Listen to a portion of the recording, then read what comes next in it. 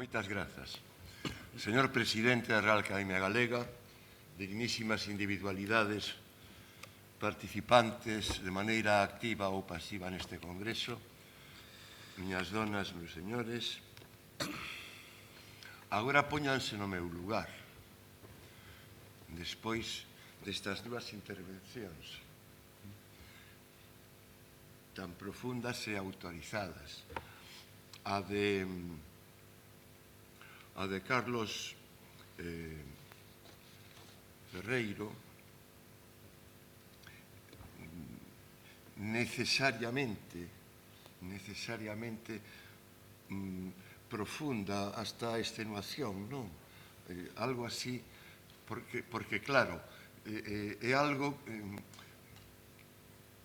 que está relacionado coa propia complexidade de Guimarães Rosa e das análises de Valentín e de un autor que eu estaba pensando finalmente apareceu citado, non por outra cousa, sino porque é outro caso de complexidade diabólica, non? Joyce, en fin, e non se diga tamén o entusiasta, vibrante, informadísimo discurso de Xosé Luis Axeitos.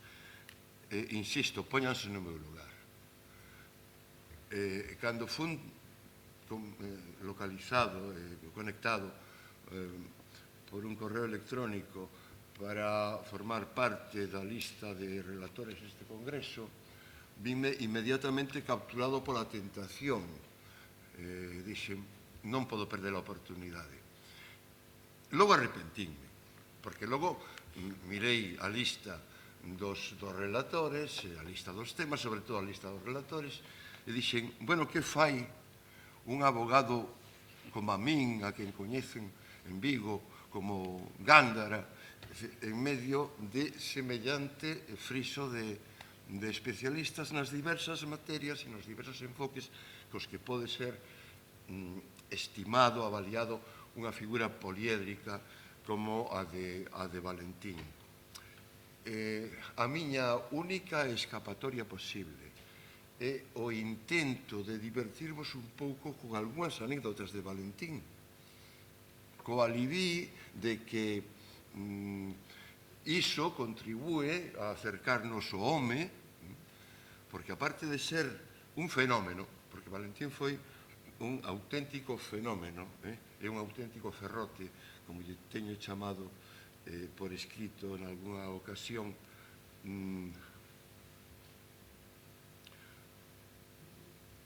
Aparte diso, é un ser de carne e oso. E é tamén, paradoxalmente, un sabio distraído. Ele está en todo, está activamente en todo.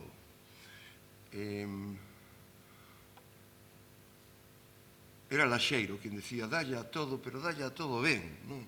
Iso digo calquera con respecto a Valentín. Pero, independentemente diso, era tamén un padre de familia, era tamén un abogado como a min, era tamén un home que tiña que dedicarse a unha serie de actividades prácticas e aí tiña tamén, pois iso, aspectos humanos que se poden comentar. Gústame destacar que daqueles persoeiros do mundo do galeguismo que son coñecidos polo seu nome propio, como Valentín, como Daniel, como Don Ramón, como Celso Emilio. Valentín e María del Pilar, aquela beleza luminosa de porcelana, e o seu fillo único, Alfonso, están constantemente na miña infancia e na miña mocidade. Hai poucos metros entre o domicilio paterno onde tiña Darío Álvarez Blázquez o seu consultorio e a casa contigua dos irmáns Álvarez Blázquez, aínda solteiros, e o despacho, o bufete de Valentín en Policarpo Sanz, no chamado edificio Sanchón, e o domicilio daqueles anos na Praza de Compostela. Valentín era, como se sabe, o personaxe central da Peña do Alameda, que era un auténtico Ateneo de peto. E por outra banda, todo o que de relevante ocorría na Peña do Alameda, pois necesariamente tiña que trascender a Peña dos Álvarez Blázquez, que tiña lugar no domicilio dos meus pais todos os días, porque todos os días 4 irmáns Álvarez Blázquez concorrían ali para comentarlo todo. Era a única tertulia que un médico moi ocupado como o meu pai se podía permitir e facíase ao seu redor. Nalgúns anos arrequentouse o concurso con Xerardo Álvarez Gallego, retornado de América, e que gostaba de decir que non era primo irmán, senón irmán primo destes outros Álvarez de Vigo. Tamén estábamos en contacto coa familia de Valentín a través de Coruxo, a través dos veraneos en Coruxo, onde arredor das casas alugadas por Francisco Fernández del Riego, Plácido Castro, Darío Álvarez Blázquez, Xosé María Álvarez Blázquez, algo máis tarde Celso Emilio Ferreiro, ou simplemente Celso Emilio, se xuntaban unha serie de personaxes de importancia cultural, certamente, e todos vencellados co mundo do nacionalismo. Eu falaría do segundo círculo, o círculo dos visitantes, entre eles estaba Valentín. Estaban tamén o seu primo Xavier Andrade, notable traumatólogo, Carlos Maside, Manuel Colmeiro, o arquitecto Emilio Boello Orozco, o bohemio xornalista Celso Collazo, músico Isidro Maiztegui, o mestre arqueólogo Pedro Díaz, en fin, unha tribo de científicos represaliados e acollidos moi xenerosa e moi clarividentemente pola empresa Celtia, conectados polo médico Ramón Ovella Vidal, que neste ano está a recibir xa un certo recoñecimento no que valía a súa persoa, entre os que se alistaban celebridades da ciencia como Faustino Cordón Bonet, Andrés León Maroto ou Fernando Calvet Prats. E pido a vosa licenza para comenzar con algúns apuntes anecdóticos que laten na miña memoria e contribúen, como digo, ao perfil do personaxe. Esa é a miña coartada. Así, por exemplo, falemos do laconismo de Valentín, sobre todo no estilo telefónico, que xustificaba que unha notable personalidade da vida viguesa, o notario xubilado hoxe, Alberto Casal Rivas, dixera: perdonad un momento que voy a callar por teléfono con Valentín. Un día, en chegando ao seu bufete, advertiu que tiña 2 zapatos de diferente cor. A súa maneira de normalizar a situación foi descolgalo do telefone, chamar a súa casa e dicir: María del Pilar, por favor, mándame un zapato, gracias. Estaba seguro, claro, de que a súa muller, con semellante referencia, iría a un armario, vería 2 zapatos desaparellados e mandaría o zapato restante de calquera das parellas, calquera delas sería benvido. Unha mañá conduce a súa familia e a miña a festa da coca en Redondela. Daquela estaba moi de moda que os rapaces de 10 anos para baixo se tiraran debaixo dos coches. Pasaban correndo por diante dos coches. Na inmensa maioría dos casos superaban a proba, non? Afortunadamente. Pois aquel rapaz decidiu pasar por diante, foi un susto espantoso, pero Valentín conseguiu deter o coche e se produciu un silencio correspondente á angustia que todos pasáramos. E despois desto, o único comentario de Valentín, xa pasados bastantes kilómetros, foi: por pouco non hai coca, que hai croque. Tamén foi lacónico no anuncio por palabras que inseriu no Faro de Vigo cando efectivamente perdeu o can. É dicir, que a súa muller pensaba pasar uns días en San Miguel do Outeiro coa súa nai e advertiu, digamos que insistente, pero competentemente ao seu marido, de que ia perder o can. Valentín negaba semellante eventualidade. María del Pilar partiu para San Miguel do Outeiro e Valentín tardou 5 ou 6 horas en perder o can, efectivamente.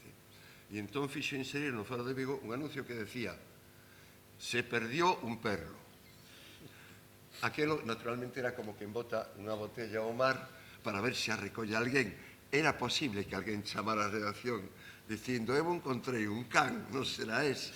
Era posible que alguén chamara a redacción. A única que chamou foi María del Pilar, que lle dixo: Valentín, xa perdiche o can. Pero bueno, pero por que pensas iso? Porque só a ti se te ocorre poñer un anuncio en semellantes termos. O día en que lle quedaron atrás muller e fillo, con motivo del repoñer combustible nunha estación de servicio, botou a andar e ainda tardou como 15 kilómetros en comentar: ides moi calados. En cambio, estivo tal vez demasiado retórico nunha chegada de madrugada a Madrid, no tempo en que ainda había fielatos, ia conducido polo seu primo Juan Manuel Andrade, encima de Vila. Ele estaba adormiñado. Claro, xa se sabe, cando detes o móvil a xente desperta. E entón, ele dirixiuse ao consumeiro e dixolle: que se le ofrece al ilustre cancerbero de la Villa del Oso y del Madroño? Cancerbero será usted, dixo Juan Manuel. Está dormido, non sabe o que dice, déjelo tranquilo.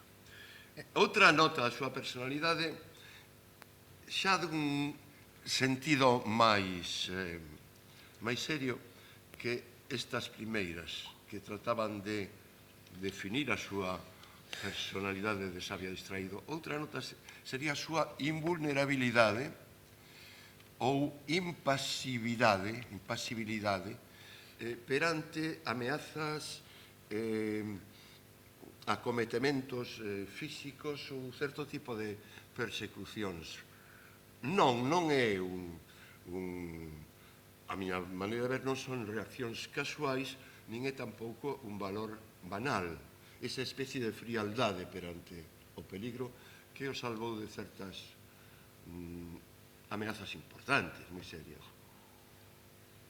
Sen dúbida, neste congreso tiveron que ser comentados varios atentados. El saiu ben de atentados, de ictus, de atropelos, de diversas formas de persecución política. A él podíaselle poñer aquilo que decía Daniel: inatacable polos ácidos, infusible polo soprete. Como xornalista, foi privado de liberdade polo menos 2 veces. En 1924, como director do xornal Galicia, en 1957, como director de Industrias Pesqueras. Alén diso, segundo as miñas noticias, con motivo do cesamento do comandante militar de Mariña de Vigo, Félix Ozamiz, Industrias Pesqueras dedicoulle unha semblanza na que se encomiaba a rectitude do cesante Ozamiz. Dado o valor moi relativo da miña intervención, eu o que lle pido, presidente, é que cando considere que hai que deixalo, que me avise, porque se planta. Non hai problema. Digo que encomiábase a rectitude daquel comandante de Mariña, que, por certo, tiña fama, por exemplo, porque alguén do mundo profesional da pesca, pensando que estábamos nos tempos de sempre, enviaba unha merluza ao seu domicilio por Nadal. E entón el facía cociñar e devolvía ya. Pode pasar por aquí, a miña muller xa preparou o meu servicio, xa preparou esa merluza que trouxeron, que supoño que sería para que la preparáramos, non? De maneira que o home tiña a súa graza. Desgraciadamente, a súa personalidade complicada levou no final ao suicidio porque se sentía responsable da sanción grave imposta a un compañeiro. En fin, naquel cesamento quixose encomiar a súa figura por Inglesas Pesqueras e nunha nota da que naturalmente era responsable Valentín como director e que por outra parte era da súa pluma, decíase deixa tras de sí algo así, unha estela de aprecio pola rectitude da súa personalidade que non estivo exenta dunhas certas notas de intemperancia.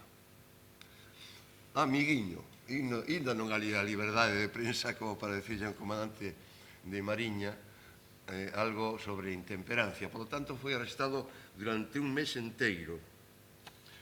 Un mes que pasou a traballar no locutorio do cárcere de Vigo, que serviu para tantas cousas e actualmente é Museo de Arte. Botou a traballar ali no locutorio como se estivese traballando no seu despacho. Debe lembrarse que durante anos Valentín usou os pseudónimos de M, Xanquinto e Mareiro. Non lle estaba permitido asinar co seu propio nome, supoño que xa se diría aquí. Non lle estaba permitido asinar como en publicacións periódicas, e así o recordaba o delegado nacional de prensa en 1947 nun oficio do que se pode consultar o texto. Como abogado, foi tirateado no ano 32 polo pistolerismo libertario e foi detido e desterrado pouco despois da acabada a guerra por presentar ao goberno civil un recurso administrativo en defensa dun colectivo de carniceiros. Como político foi desterrado e logo baleado sen éxito en Verín por unha escuadra do Amencer. Logo foi confinado en Serra de Queixa e máis en Pobra de Tribes. Hai outro desterro de días que non merece a pena mencionar. E o último dos desterros levouno a Villanueva de la Serena. Quero decir, falando de que a súa serenidade lle reportou beneficios concretos, que cando o tiroteo por debaixo das viñas en Verín, el pegouse á terra, saiu reptando hasta onde lle pareceu conveniente, aquelo facíase ao empardecer, porque eu falei antes de que a brigada era do Amencer, pero a operación na que, polo isto, estaba integrado un queipo de llano, de un segundón, non era dos queipos de llano máis. O capitán era Fernando Salgueiro, das Aguas de Cabreira, primo de Willy Olla, que tamén le daba el gatillo. Primo de Willy Olla. Pois deixou que chegara o Abrente e entón saiu, según as miñas noticias, e petou na primeira porta sin maior preocupación e ali pediu axuda. Penso que quen lle prestou esa axuda foi o gobernador civil de entonces, que sería Gómez Cantos, o que despois demostroulle tanto rancor e tanta inquina. Digo que o último desterros levou no Villanueva da Serena, onde daquela era gobernador militar o tristemente célebre tenente coronel Gómez Cantos. En 1939 quixo celebrar unha vitoria militar e ordenou o indulto de todos os arrestados ou presos gobernativos que había, facendo excepción non do resto, sino da pena e desterro que pesaba sobre Valentín. O excluía do indulto, decía al abogado Paz Andrade, que se salvó de la verdadera justicia que nuestra nueva España impone para los envenenadores del pueblo español. Tales eran as súas palabras. De Villanueva de la Serena saiu promovendo unha reunión de armadores vigueses en Bilbao e pedindo licenza para ir ali pola importancia que profesionalmente tiña para el. Licencia que se lle deu e que ele aproveitou para virse a Vigo simplemente sin volver por Villanueva de la Serena. inda que creo que máis tarde foi obrigado a facelo.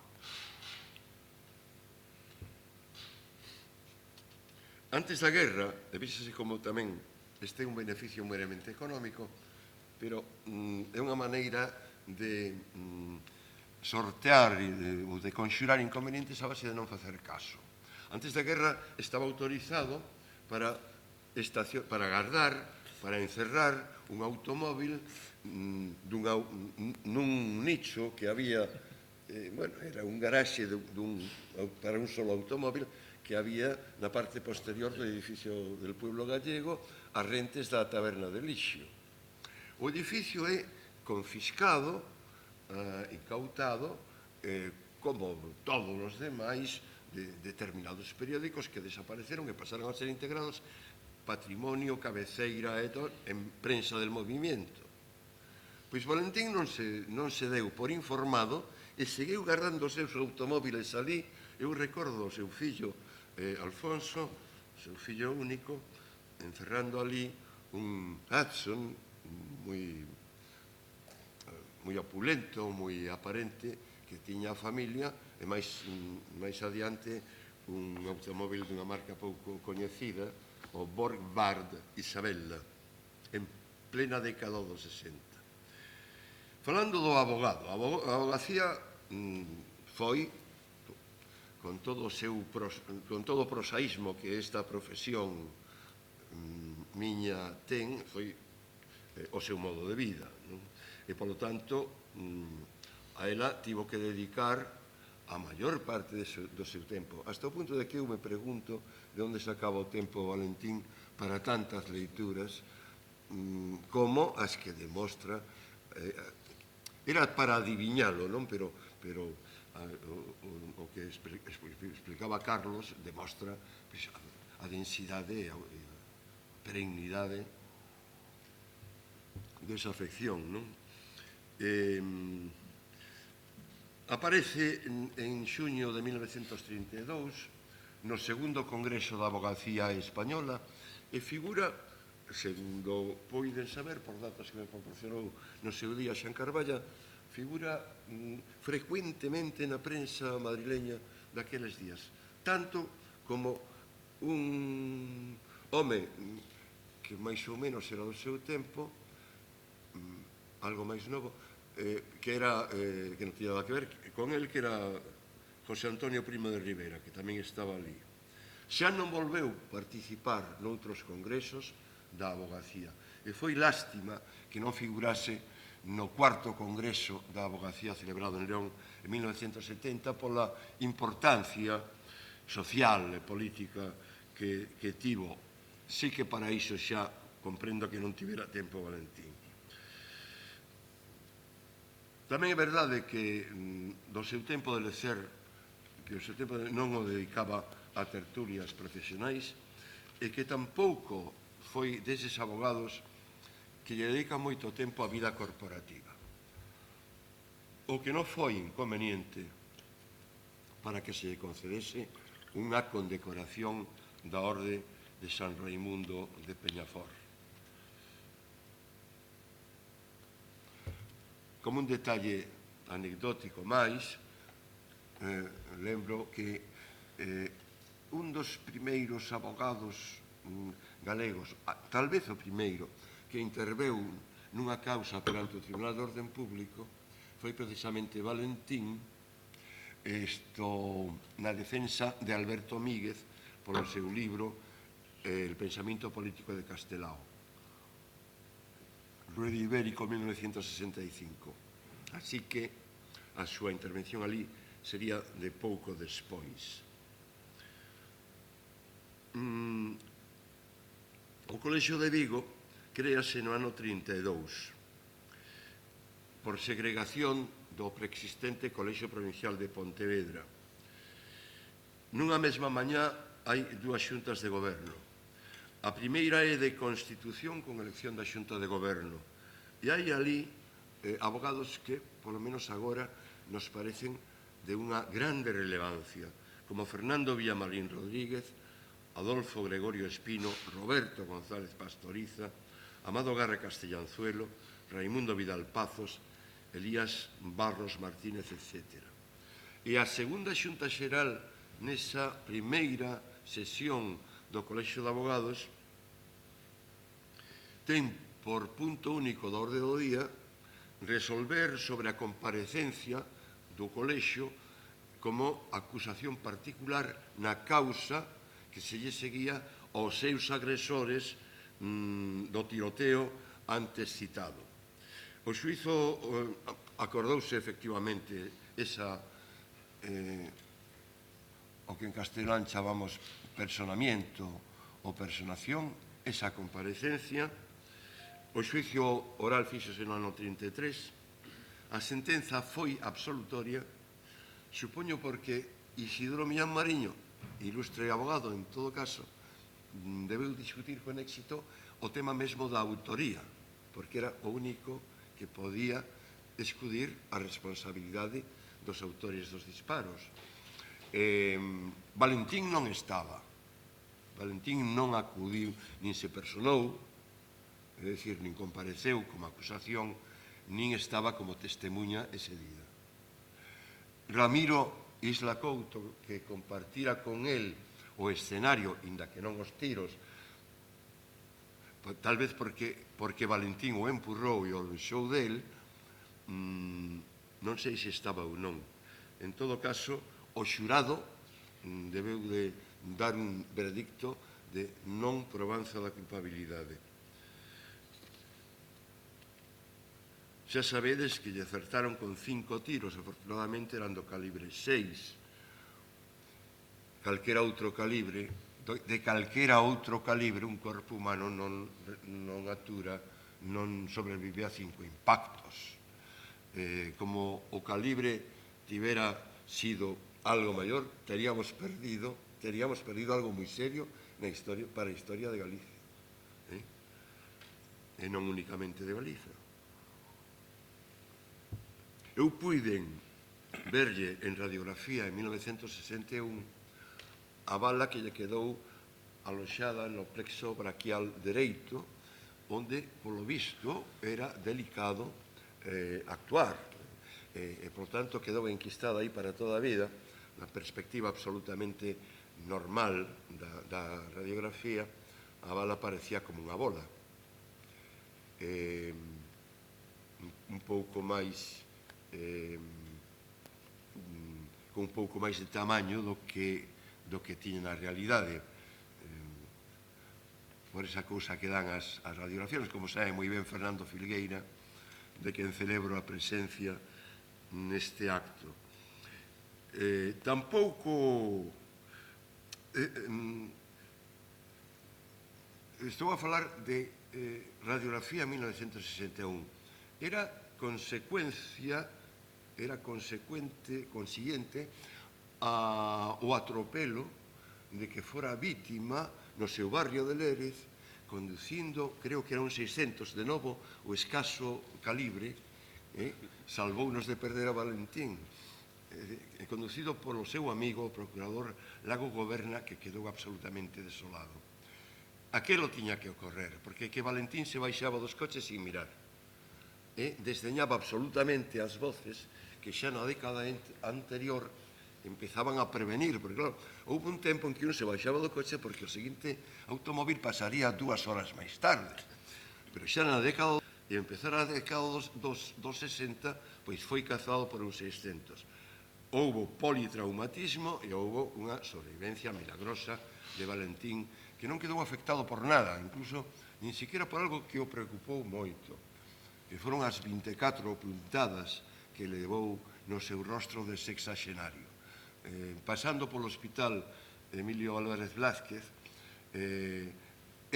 Valentín, demostrou que estaba, neses días de convalecencia, cerca da depresión.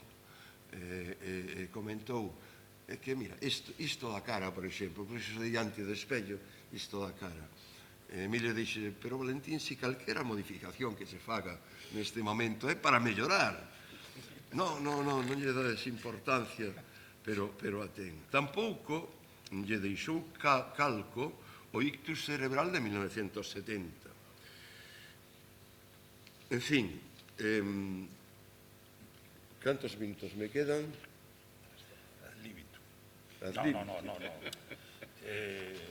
Corta que temos conferencia de clausura, temos tal... Debo cortar.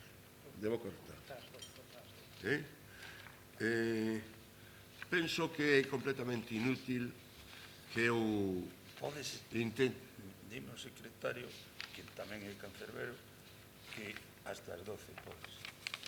Moi ben. Entón, ocórreseme decir algo sobre labores políticos de Valentín, pero nos últimos anos.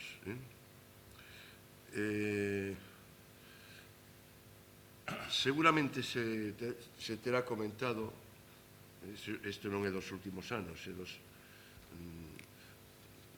dos prodromos da Guerra Civil, que Valentín nas eleccións do 86 optara por postularse pola candidatura de centro de Portela Valladares. Con tan pouco éxito, claro está, como o propio Portela Valladares. Hai aí unha inflexión que sería inútil negar na relación persoal con Castelao. Relación que foi, con esa excepción, en todo momento enormemente cálida.